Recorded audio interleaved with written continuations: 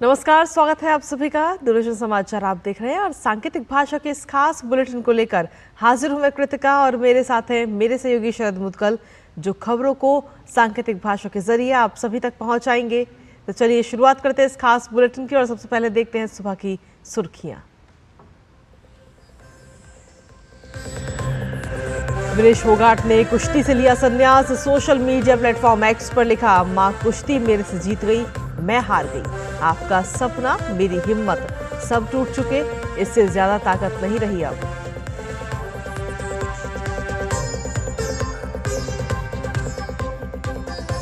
Paris Olympic में इतिहास बनाने से सिर्फ एक कदम दूर नीरज चोपड़ा, लगातार दूसरी बार गोल्ड पर रहेगी नजर। वहीं कांस्य पदक के लिए भारतीय हॉकी टीम का स्पेन से होगा मुकाबला।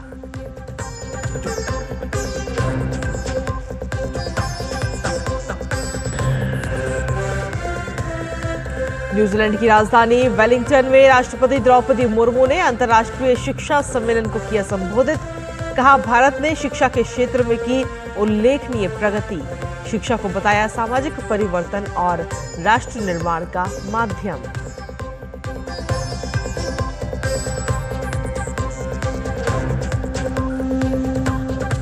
लोकसभा में आज पेश होंगे वक्फ से जुड़े 2 बिल। 1955 में बने वक्फ कानून में 40 से ज्यादा संशोधनों का प्रस्ताव। विपक्ष की मांग, संसद की स्थायी समिति को भेजा जाए बिल।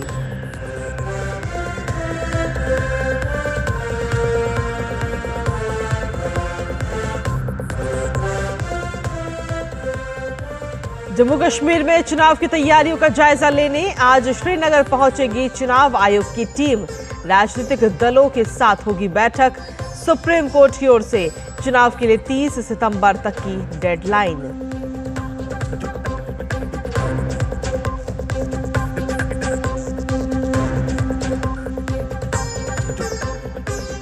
मौद्रिक नीति समिति में लिए गए फैसलों की घोषणा आज।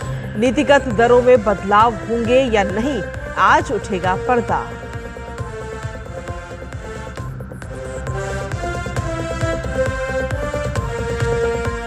और अंतरिम कार्यवाहक पद की शपथ लेंगे मोहम्मद यूनुस। हिंसा के दौर से गुजर रहे बांग्लादेश में हालात अब भी नाजुक।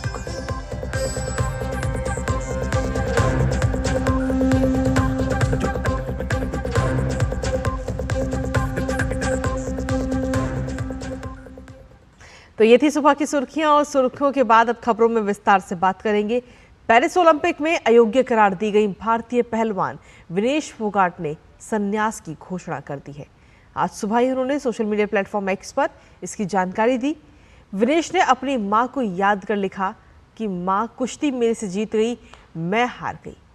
माफ करना, आपका सपना मेरी हिम्मत टूट चुकी है, इससे ज्यादा ताकत नहीं रही अब।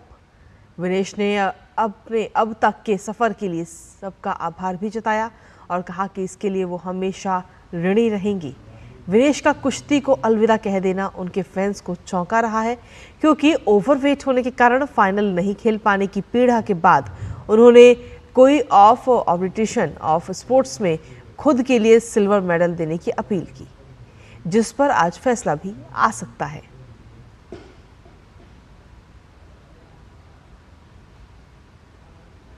वहीं पेरिस ओलंपिक में आज भारत के लिए अहम दिन है। आज के मुकाबलों की बात करें तो नीरज चोपड़ा पर सभी की निगाहें रहेंगी।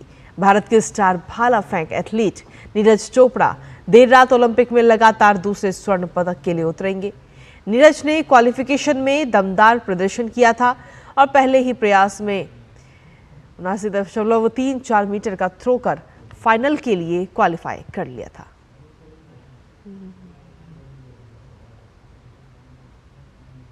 वहीं भारतीय पुरुष हॉकी टीम आज कोलंबस के यूवेस डू मैनहुइड स्टेडियम में कांस्य पदक के लिए स्पेन से भिड़ेंगी। भारत लगातार दूसरी बार कांस्य पदक के लिए मुकाबला खेलेगा। हॉकी रैंकिंग में 5वें स्थान पर काबिज भारत को मंगलवार को सेमीफाइनल में दुनिया की दूसरे नंबर की टीम जर्मनी से 2-3 से हार का सामना करना पड़ा था।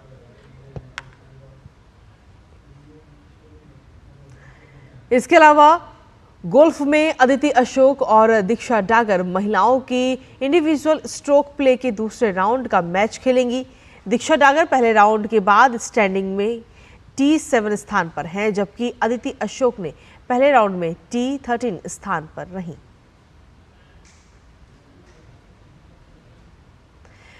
वहीं पेरिस ओलंपिक में आज भारतीय एथलीट ज्योति याराजी महिलाओं की 100 मीटर बाधा दौड़ के रैपचेज राउंड में उतरेंगी। याराजी सेमीफाइनल में जगह बनाने के लिए रैपचेज राउंड में भाग लेंगी।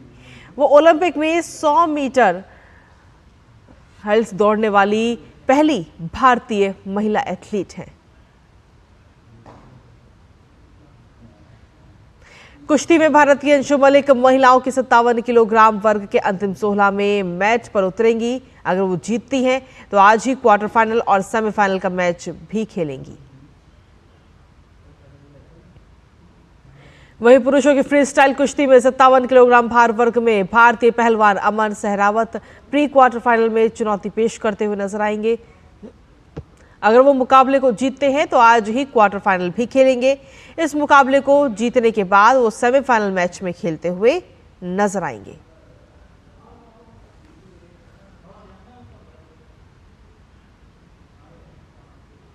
और चलिए खबरों में अब आगे बढ़ लेते हैं, जहां राष्ट्रपति द्रौपदी मुर्मू ने वेलिंगटन कन्वेंशन सेंटर में न्यूजीलैंड अंतर्राष्ट्रीय शिक्षा सम्मेलन को संबोधित किया है। राष्ट्रपति ने यहां शिक्षा के उद्देश्य को उजागर करते हुए कहा कि शिक्षा किसी भी राष्ट्र की प्रगति और उन्नति की आधारशिला है। राष्ट्रपति ने कहा कि भारत में ज्ञान एक आंतरिक खोज रही है और भारत ने शिक्षा के क्षेत्र में उल्लेखनीय प्रगति की है। राष्ट्रपति द्रौपदी मुर्मू ने अपने संबोधन के दौरान कहा कि भारत 21वीं शताब्दी में भारत में शिक्षा के क्षेत्र में हुई प्रगति के साथ बढ़ती साक्षरता पर भी प्रकाश डाला। Education is not just an individual endeavor, but also a vehicle for social change and nation building. Education should be creative and touch all aspects of people's life, be it economic, intellectual, artistic, economic, social, or spiritual. Education enables society to create leaders, thinkers, guides, protectors, and keepers of the conscience of society. Education is the cornerstone of a nation's progress and advancement. वहीं New Zealand अंतर्राष्ट्रीय शिक्षा सम्मेलन में राष्ट्रपति द्रौपदी मुर्मू को Maori कला को दर्शाने वाला मोमेंटो भी प्रदान किया गया।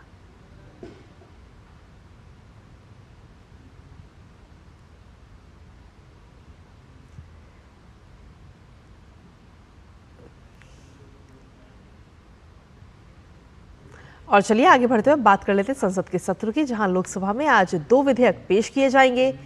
वक्फ संशोधन विधेयक 2024 और मुसलमान वक्फ निरसन विधेयक 2024। दोनों ही विधेयक केंद्रीय अल्पसंख्यक कार्य मंत्री किरेन रिजिजू पेश करेंगे। इसके साथ ही सदन में 2 विधेयक विचार और पारित किए जाने के लिए पेश होंगे। ये विधेयक हैं भारतीय वायुयान विधेयक 2024 और गोवा राज्य के विधानसभा निर्वाचन क्षेत्रों में अनुसूचित जनजातियों के प्रतिनिधित्व का पुनर्समायोजन विधेयक 2024। इसके साथ विभिन्न विधायी कार्यों के साथ साथ प्रश्नकाल के दौरान विभिन्न मंत्रालयों से कई अहम प्रश्न भी पूछे जाएंगे। और वहीं लोकसभा के अलावा राज्यसभा की अगर हम बात करें तो उच्च सदन में एक विधेयक वापस लिए जाने और 2 विधेयक विचार और लौटाए जाने के लिए कार्यसूची में शामिल है।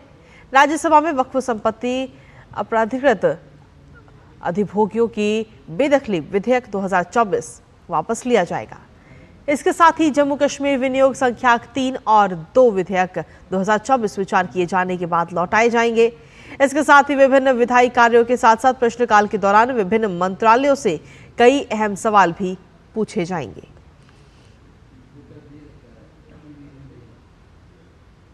वहीं जम्मू कश्मीर में विधानसभा चुनाव जल्द होने वाले हैं और इसी सिलसिले में चुनाव आयोग की टीम आज से प्रदेश के 2 दिवसीय दौरे पर रहेगी। यहां टीम चुनावों की तैयारियों की समीक्षा करेगी। इसके साथ ही आयोग के अधिकारी विभिन्न राजनीतिक दलों के नेताओं के साथ बैठक कर चुनावी प्रक्रिया पर चर्चा करेंगे। राजनीतिक परामर्श के अलावा टीम विभिन्न जिलों के मजिस्ट्रेट और पुलिस अधीक्षक समेत नागरिक प्रशासन के शीर्ष अधिकारियों के साथ बैठक भी करेगी।